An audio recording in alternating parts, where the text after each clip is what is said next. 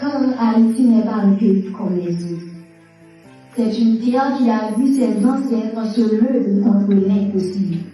Une terre où des hommes et des femmes ont choisi la liberté plutôt que la soumission, la dignité plutôt que la peur. Nos ancêtres n'avaient ni richesse, ni armée puissante, mais ils avaient quelque chose de plus fort, le courage. Le courage de croire que le peuple noir pouvait être libre. Et ils ont gagné. Alors aujourd'hui, je vous pose une question. Qu'allons-nous faire de cet héritage?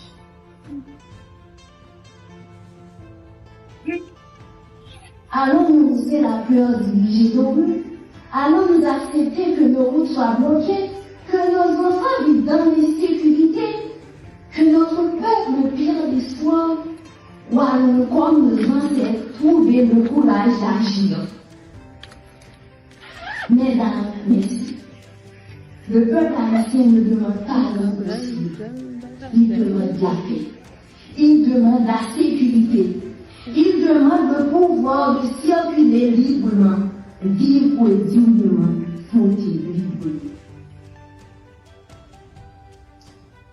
Aujourd'hui, je vous appelle non seulement comme autorité, mais comme héritier de cette nation courageuse. Et le courage de décider, et le courage de protéger, et le courage de ramener la paix.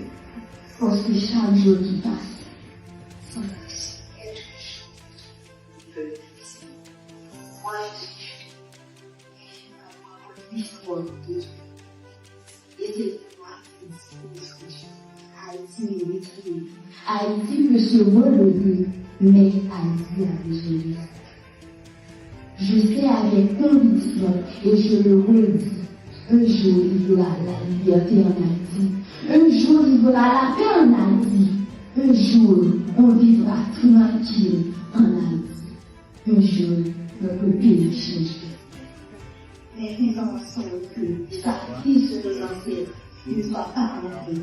Faisons en sorte que la liberté qu'ils ont conquise devienne une réalité pour chaque Haïti aujourd'hui.